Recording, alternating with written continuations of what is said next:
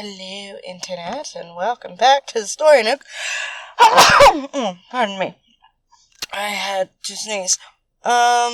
Today we're gonna read stories from r/entitled parents that I set aside, like, several weeks ago, but I just haven't felt like recording because I've been lazy, and also, life sucks right now. But yeah, we're just gonna jump right into this. Go ahead, grab your tea, your water, your hot cocoa, your coffee, whatever it is you want to read. Bloody disaster. As all my knights have fled. My alarm goes off because they moved me to a different section, so now I get off at 4:45, but still have to wait until 6 p.m. for my husband to get off. And his lead isn't there, so he's having to be the one de facto lead because he's been in that section long. So, yay. Life sucks. But our first story comes from user the legendary Haggis. Parents always dump their kids with me at family events. Me, Sarah F., I guess that means female, others are family members. It seems quite a few people have similar stories, so here is mine and how I handled it.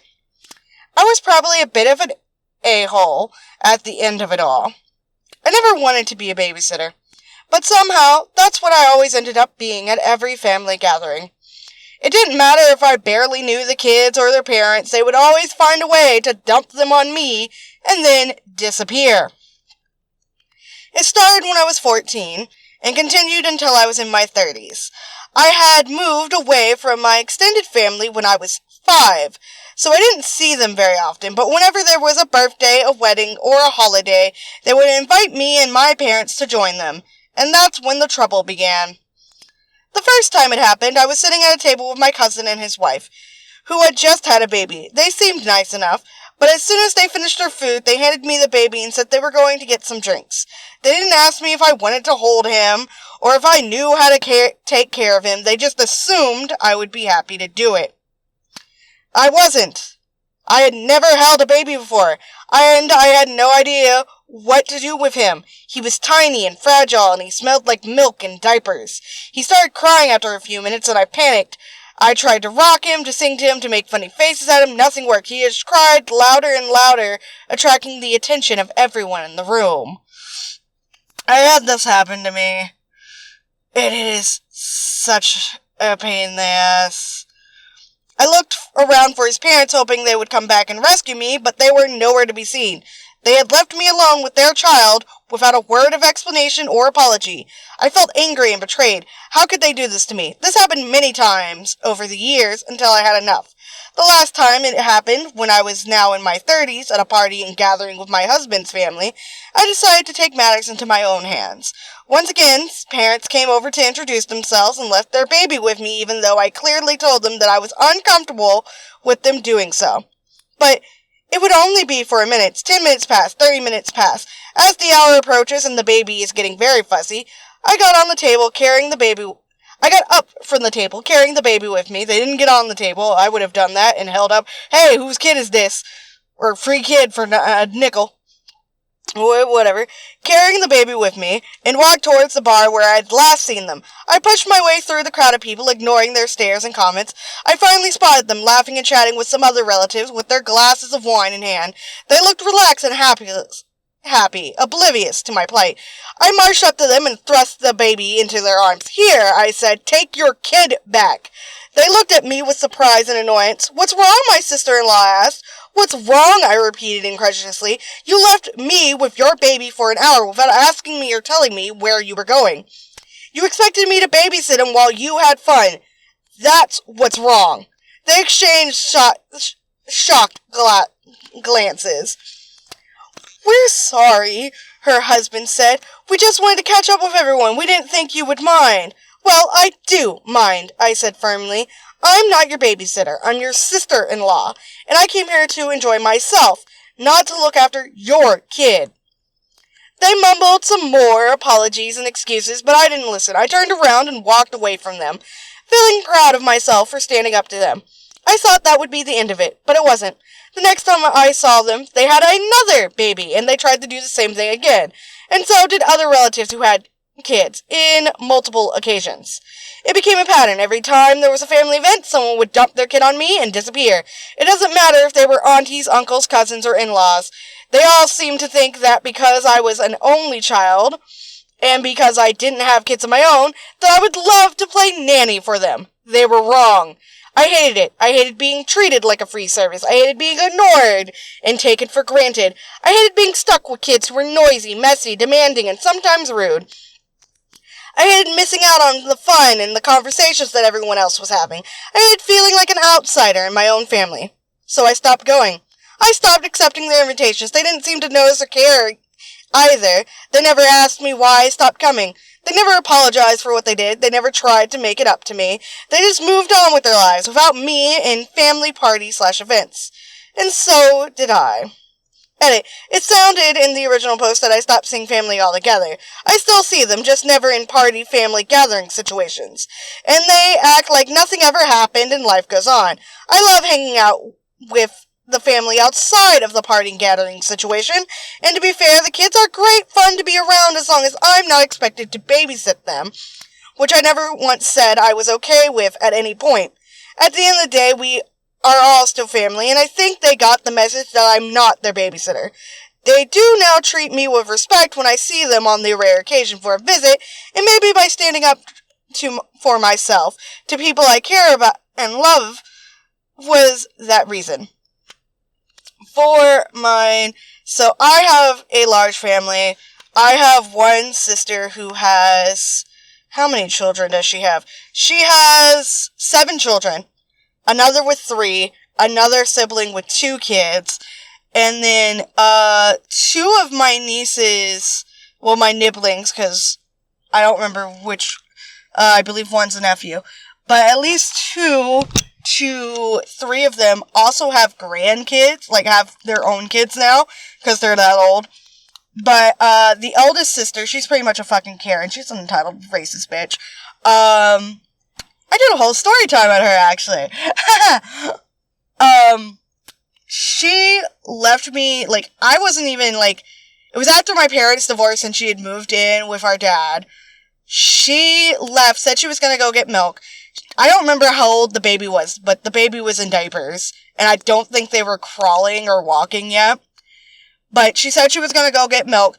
The store is, like, 15 minutes away. 15-minute drive. So, she should have been gone, like, 40 minutes tops. Getting to the store, parking, getting milk, checking out, all that. She should have been gone 40 minutes tops. She was gone for 3 hours, and this happened multiple times. Luckily, I didn't live there. I was just visiting my dad, because I went with my mom. But I'm pretty sure she did it several times to my sister and turned her to a free baby for her daughter. Because our other sister lived there.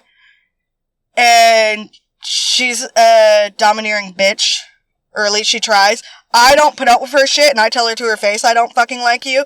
In fact, when I called my sister, this was in the story time, she tried to get on, every time she sees me, she tries to be like, oh, it's so nice to see you, like this fake, like we didn't have an argument kind of bullshit. Try to be all friendly and fake and shit. And I'm just like, I don't like you. Why are you talking to me? I don't want shit to do with you. You called my husband the N-word. You said I was nothing but an N-word lover. And no, you can't lie to me and say, I would never say that. My best friend is black. No, bitch. You have said racist shit, racist, homophobic bullshit my whole entire fucking life. Like, I don't hang out with you very often, but I know for a fact you've said racist shit growing up. Like, no. We didn't grow up together because you're like 20 years older than me, and I'm not here for your bullshit. But whatever. I'm just like, don't talk to me. I don't want shit to do with you. And then she acts all huffy and offended, like, no, bitch, we can't play this game. I'm not playing your bullshit. We're not playing the monkey games. But yeah, I have a huge family, and it wasn't just her. My other sister also tried to do it, and my brother's wife tried to leave me in charge of their 2 kids often. Like, she would just turn on Twilight and pass out watching it, and then I would wind up looking up from my work and realizing, your children are causing a fucking mess, and trying to wrangle them in, and it was such a fucking annoyance. So, yeah. I don't babysit, and I don't take care of kids. Especially with the fact, like, all my siblings would, like, bitch if you even tried to discipline their own kids, but I'm just like, you're not fucking watching them. Why'd you leave them in my care for, like, several fucking hours and not tell me where the fuck you're going? Like, that's something I hate. Like, every time I go somewhere and they try to hand me a baby, I'm like, no. I have stated it several times, very loud and proud. I don't like kids. Y'all are nice at a distance. I don't want children. I'm getting a cat for a reason. I have a cat. I might get a second cat. The original plan was 2 cats. We wound up with a tuxedo. He's wonderful. Nova's precious. If you're watching the speed paint version, I might try to remember to put up a photo of him. If you're watching on the Story Nook channel, there's actually a photo of him in the background that's juxtaposed on the fucking bookshelf, you can say. But back to more stories, and less me ranting about how my family sucks. And I hate them. I don't hate all of them. I just dislike a majority of my fucking family. Like, there's 3 people on my dad's side that I still talk to. No one on my mom's side, because I don't have a bond with any of those bitches. And one of those people is kind of shaky at best.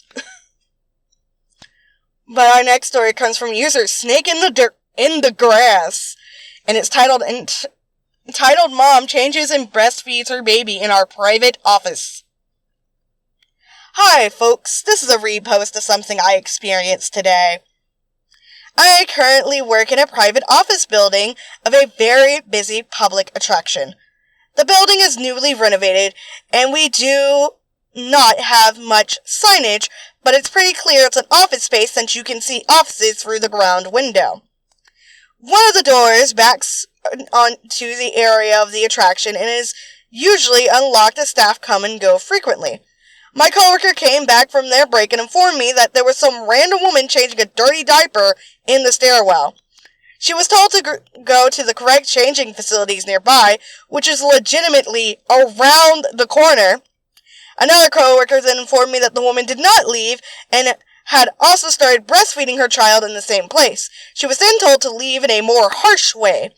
The place has loads of available changing areas for babies, and way more are near our building. And many of them are near our building. Her excuse for her behavior was, the baby was crying! Like, why would you bring a crying baby into an office building? She definitely knew it wasn't a public area. Edit. There are plenty of feeding and changing facilities for parents at this attraction. I don't have any opinions against breastfeeding, and I think people are entitled to breastfeed wherever. It's the fact that she chose to stay in a place she was told to leave multiple times. That is the main issue, right?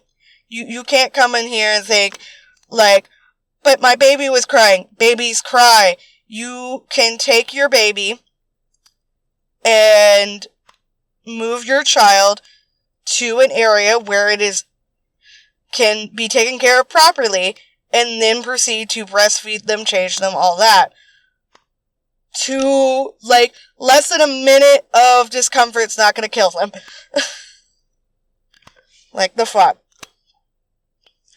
Our next story is by Jody Bo. No, it's Jedi. Jedi Bo Jedi Prime. I read that E is an O. I apologize to you Star Wars fans. Parents brought screeching baby to Five Nights at Freddy's. This happened a few hours ago, and I am still pissed. I went to see the Five Nights at Freddy's movie last night, since it was sold out on Friday and at every theater by me during the daytime. I found a theater by me that was showing Five Nights at Freddy's well until 11 p.m., so I figured it would be dead. It wasn't really, but still, okay. 9:40 p.m., the time where tiny children should be asleep, right? Nope. Yeah, a lot of people are surprised nowadays. Like, I remember my bedtime until I was well into high school was like 8 or 9 o'clock. But kids nowadays, they stay up all the damn time. Like, I don't even know if they have a fucking bedtime, but whatever. And it fucking surprises and confuses the shit out of me. Everyone is sitting down, and when the movie starts, the theater goes quiet, till the murmurs of a baby can be heard. A kid around 7 comes in, then a dad, then a screeching baby, and a mom. They came in right as the movie started, and they were loud the entire time. What day was this? It was from a month ago, but they mentioned Friday was sold out, so this is probably Saturday, so I get, coming in around 9-ish, staying up late to take one child to see the movie, if they have proper movie etiquette, but you don't take a baby. Alright, so they came in right as the movie started, and were loud the entire time. Now, this kid didn't cry at the jump scares. Instead, it kept making sounds for the entire run of the fucking movie. And I mean louder than the movie sounds. The people around me were pissed, and kept shushing the kid as it waddled and ran up and down the aisle they were in. And the parents acted as if we were crazy and kept ignoring their whining, screaming baby as if it would just go away. People would leave, complain, and then the movie people came in. And when the movie people came in, we saw hope that they would be asked to leave. Instead, they just looked around for the ear bleed demon and fucked off as if they couldn't locate the screeches. At this point, the kid said, "Mama, goo goo gaga." It's like the kid is right fucking there. The mom took the kid out for 5 minutes and then came back in loudly and said, "Mama really needs to see the movie." Put the kid on the ground and let it continue to run around. The father ignored the kid. The older child seemed unbothered, like I did not hear a peep from that kid the entire time. Crotch Goblin would go quiet for 10 seconds, enough time for some hope, and then continue to run around, semi-sleep on the chairs, that annoying thing bored kids do, and just be a fucking menace to the theater. And you can feel the vibe in the theater. We aren't scared. We are all pissed. At least I know my row, since they were right ahead of us, so the screeching wasn't even muffled. It was like eardrum destruction. Then, right as the movie ended, and I mean the first credits came on, even before the pot lights turned back on, they were fucking gone. Now they leave? The fuck? And it just pisses me off so much, 'cause fuck the parents and fuck the theater for allowing that bullshit. We pay insane amounts of money just to see a movie. I've waited so fucking long for Five Nights at Freddy's and just wanted one nice evening out. And these families come in, and the theater people see the babies and say nothing. "Oh, you're gonna take your 1-year-old into Conjuring 2? Happened to me. Yeah, I see nothing wrong with that. In my opinion, theaters should be 7+, 'cause at 7 you should be old enough to just be quiet. I don't really hate the babies, even though I dislike kids, 'cause they're too young to understand what be quiet means or what sit still means, but come on." Yeah, see, I feel like courtesy-wise, if you have a child under 5 or 6, so pretty much around the same age this person says, you should just rent your movies. Well, we don't have Blockbuster, but we have Redbox and shit. You have Redbox. These movies are going to be on streaming within a week of them being in theaters. Pay to stream it. Yes, going to the movie theater is nice. I personally don't like movie theaters, but whatever. But go to the movie theaters. Go to the drive-in with your kids. Because at least then your kids are going to be contained in your car. Sure, you're going to smell the weed from everyone smoking in their car there, but hey, go to the fucking drive-in if you have a young kid who you know struggles to sit still, or just rent the movie. It's a shame Blockbuster doesn't exist, but you have that Redbox thing. They stream shit. Do that, please. Thank you. No one deserves to have their movie ruined by kids. To have kids cry all throughout the beginning of Endgame cause Thanos got his stupid head chopped off, or for kids to screech cause the Emperor is scary, boo fucking who, he was on screen for 2 seconds and then it was over. Or for kids to ask, why is Batman a million fucking times? PG-13 or 14A should still mean something. It should mean if your kid ain't 13, they aren't getting fucking in. They don't get to get in and scream and cry throughout a movie. That's the point of most kids' movies, is that scary stuff is limited. And I had this happen when I was a kid, and my grandparents took me to see Pirates of the Caribbean, and Davy Jones scared the fuck out of me. But you know what they did? They took me home. They didn't let me scream or cry during the whole movie and ruin everyone else's days. They understood I was too young and took me home. It's not that hard, and I get it. If you don't have a sitter, that sucks. But why would you want to punish everyone else? Edit. For those saying I should ask for a refund, I should point out the theater isn't in the best shape. And by the time I got out, there were no employees around. It was 11:40, and I waited around for a bit, but there was no one. I was pissed and left for my bus. When another movie I saw there had a technical issue, GOTG Volume 1, I don't know what that stands for, they gave us vouchers that were expired, and then the theater closed for a few years. I avoided the place for years and went back last year and saw Batman.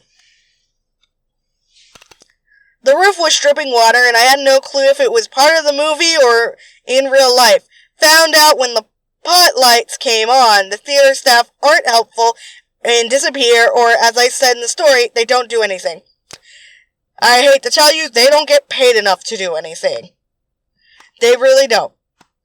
And half the times, when those people ask for the managers will kowtow over to those Karens and give them what the fuck they want. So yeah. People complained. They came in to look for the kid. It's a small theater room. It wasn't that hard. And after 20 seconds of barely looking, they left. Never going there again. For anyone interested, it was Simplex, and they suck. It's a shitty theater, but I've never encountered entitled people there since the town it's in is kind of sketchy. I figured the worst I'd encounter is my seat breaking. Again, Lamo. Or the projector breaking. Again, lol. So, yeah. I understand completely why OP is angry. It's a very justified anger. Please don't take your little children to movie theaters.